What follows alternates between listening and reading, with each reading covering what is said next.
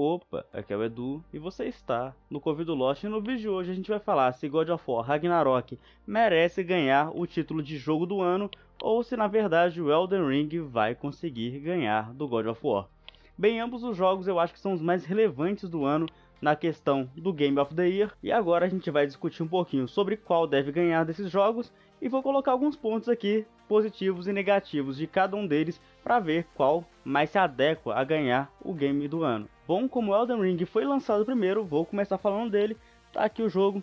Eu platinei o Elden Ring, eu comprei no seu lançamento e platinei ele. Por que eu tô falando que eu platinei? É justamente porque eu matei grande parte, a maioria dos boss e também os mais difíceis. Então eu consigo falar um pouco melhor aqui sobre o jogo. Ele é um jogo que muita gente conseguiu platinar, até porque muita gente foi atrás de comprar o primeiro Souls-like como o Elden Ring.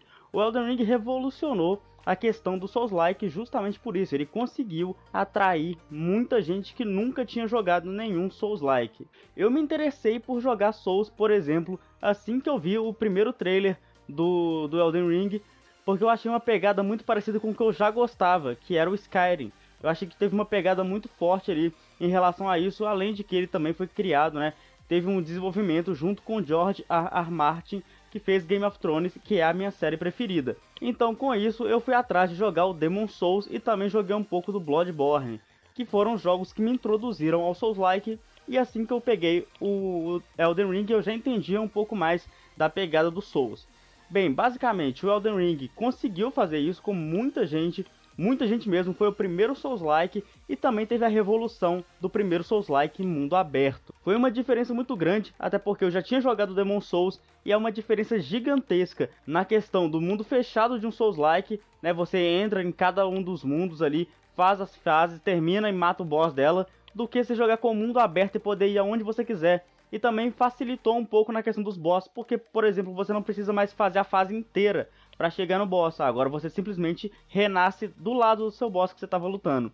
Então é uma coisa que deixou o jogo um pouco mais fácil, não perdendo também a dificuldade do Souls, porque esse jogo aqui é extremamente difícil. E um dos boss mais difíceis e icônico desse jogo foi a Malenia. Eu inclusive fiz o elmo dela, tá aqui, eu fiz o elmo. Muito cabuloso aqui a criação do elmo. Eu ainda não terminei ele totalmente, mas basicamente ele tá aqui. Eu fiz o elmo porque foi o boss que eu mais gostei no jogo e também é o boss que muita gente mais gostou. É o boss mais difícil do jogo, absurdamente difícil. Eu fiquei uma semana pra matar o boss, cara, foi tenso o negócio.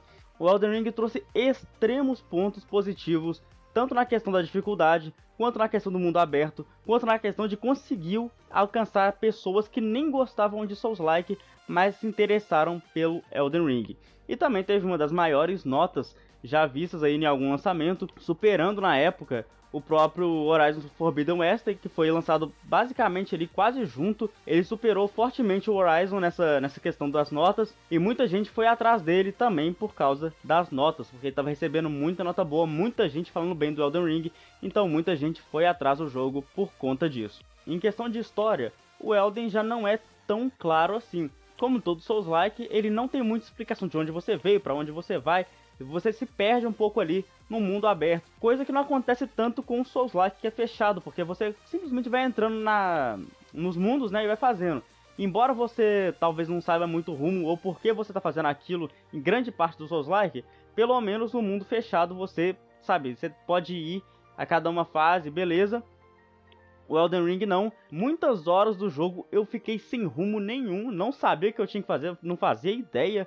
Claro, se você falar com todos os NPCs, etc, você vai conseguir descobrir uma coisa ou outra, mas grande parte do jogo eu fiquei sem rumo, não conseguia achar com quem que eu tinha que falar. Ia pra um lado, mas na verdade eu tinha que ir pro outro. Era muito confuso jogar o jogo dessa forma. Claro, nesse meio tempo eu ia matando boss, ia fazendo coisa, etc, upando armas. Mas a história principal do jogo é que você tem que se tornar um Lorde Prístino. Aí ficou um pouco difícil também da gente ir guiando, mas no final deu tudo certo, eu consegui platinar o jogo, entendi toda a história, inclusive até fiz vídeos sobre os finais, explicando alguns finais, etc, porque realmente foi um jogo que tem uma dificuldade maior na compreensão. Agora eu vou falar um pouquinho aqui do God of War, já que eu já falei bastante aqui do Elden. E é claro, lembrando, God of War foi lançado agora, vai ter muito spoiler de God of War nesse vídeo. Então se você não jogou ainda e não quer tomar spoiler, dá um pause no vídeo e assim que você jogar, volte aqui. Agora, se você já jogou, se você não liga para tomar um spoiler ou dois, aí sim, vamos falar aqui do God of War Ragnarok. Bom, tá aqui o meu jogo. Nem preciso falar o quanto eu gostei, eu também fiz aqui o Mjolnir. Eu já fiz um vídeo sobre o Mjolnir aqui que eu mesmo fiz, todo feito à mão, tal qual o Elmo da Malenia. Então, né, são dois jogos que realmente eu amei muito jogar esse ano. E o God of War Ragnarok é talvez o maior lançamento do ano, é um dos mais esperados com certeza. Talvez o Elden Ring tenha chegado nisso, porque o Elden Ring é para todas as plataformas e o God of War é só para PlayStation. Mas mesmo assim é um dos grandes lançamentos do ano, se não o primeiro, o segundo.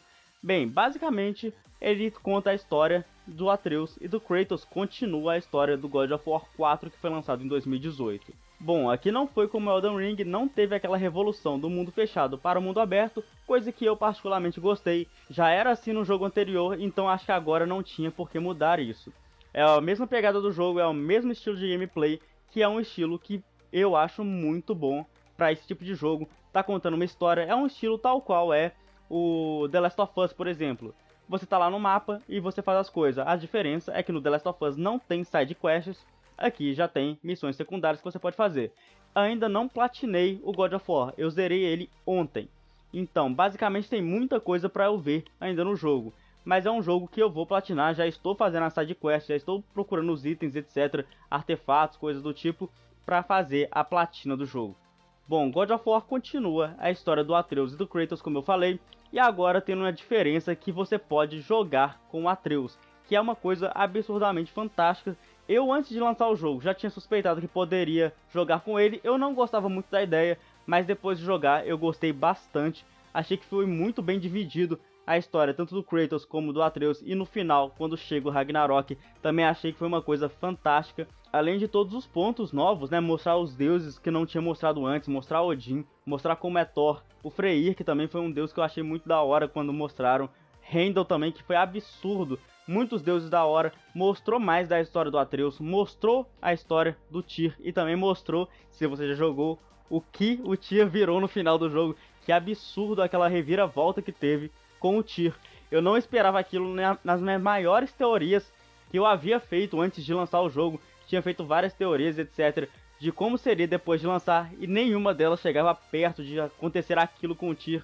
Também a questão do Odin matar o Thor, cara, aquilo foi absurdo, também não pensei que aconteceria. E também a forma que Odin trata o Thor, eu pensei que seria de outra forma, talvez um pouco mais próximo, né, até porque ele é filho do Odin, então achei que o Thor seria mais bem tratado, mas na verdade não foi isso, foi grandes reviravoltas no jogo. O Odin eu achei absurdamente um personagem muito da hora de se ver, a busca e a ganância dele pelo conhecimento é uma coisa que já é explícita na mitologia nórdica. Que o Odin busca conhecimento acima de tudo, sacrificou seu olho, etc, se matou na Yggdrasil pelo conhecimento das runas, mas aqui mostra ele nessa mesma ganância pelo conhecimento, só que agora de uma maneira como um vilão. Eu achei absurdamente fantástico, é uma coisa que sem dúvidas faz uma diferença na densidade da mitologia, assim como mostrava Zeus nos primeiros 3 God of War, daquela forma dele, que é vilão. Agora também mostra Odin como vilão. E também ele mostra a habilidade dele de não parecer um vilão. Em todas as partes que a gente joga com Atreus, ele parece muito amigo. Você tem a tendência a querer acreditar nele. Eu achei até alguns momentos do jogo que a gente realmente não teria o Ragnarok, que a gente conseguiria fazer todos os povos ficarem juntos, unidos, e talvez a gente não tivesse a morte de Odin, que não foi uma morte exatamente, mas eu achei que poderia sim ter a salvação de todos os deuses e nenhum deles morrerem. Não foi o que aconteceu, teve muita morte ali, teve muito sangue. Eu achei por várias vezes jogando com Atreus que isso aconteceria, mas é claro, Odin se mostrou um ótimo mentiroso, coisa que o Mimir e a Freya já falavam no God of War 4. Inclusive, falando da Freya um pouquinho, no primeiro trailer mostra ela como uma vilã que ataca o Kratos. É claro que aquilo ali era uma coisa que poderia acontecer, mas muito difícil acontecer de a Freya realmente ser uma vilã. É aquela velha história, o inimigo do meu inimigo é meu amigo. E no final do jogo, o Kratos fica com a Freya como personagem secundária e o Atreus vai na sua missão de resgatar os gigantes, etc. Coisas de gigantes, como ele disse. Então é um jogo que eu achei absurdo, tanto quanto Elden Ring. O God of War já traz pra mim a lembrança de quando eu era mais novo, jogava God of War no PS2. Então é uma coisa de nostalgia, é uma coisa absurda, é uma coisa que eu sinto melhor jogando o God of War do que o Elden Ring. Mas é claro, o Elden Ring não perde na questão de ser um ótimo jogo. Pra mim, é claro, minha torcida vai pro God of War pelo motivo da nostalgia, como eu falei, é uma coisa que já vem de muitos anos atrás. Não é de agora que eu gosto de God of War, não é do God of War 4, é de sempre, desde quando eu me entendo por gente, eu jogo God of War com meus primos, etc. Então God of War é uma coisa que é mais densa pra mim, mas Elden Ring não falta em nada na questão da qualidade do jogo, tanto quanto God of War não falta em nada na qualidade do jogo. Elden Ring já é um jogo muito grande de se jogar, muito denso. God of War foi um jogo que eu achei até mais rápido de se jogar. Eu demorei menos tempo para zerar ele do que eu demorei para zerar o God of War 4. Foi uma história mais curta, mas ambos os jogos têm uma densidade em questão de conteúdo muito grande. É muito bom. Ambos os jogos são ótimos. Ainda vou platinar e ver todos os segredos de God of War Ragnarok. Já platinei o Elden Ring e ambos os jogos são absurdos. Qualquer um dos dois que ganhar o Game of the Year vai ser um ótimo feito aí, porque ambos os jogos são excelentes e merecem o título. Mas minha torcida é pro God of War Ragnarok. Me conta aí embaixo se você torce pro Elden Ring ou pro God of War. Eu quero muito saber a sua opinião. E é isso aí, você é muito bem-vindo para se inscrever aqui no meu canal. Eu tô sempre trazendo conteúdo muito da hora sobre o mundo dos games. E é isso aí, é nóis, valeu. Até a próxima aí. Fui!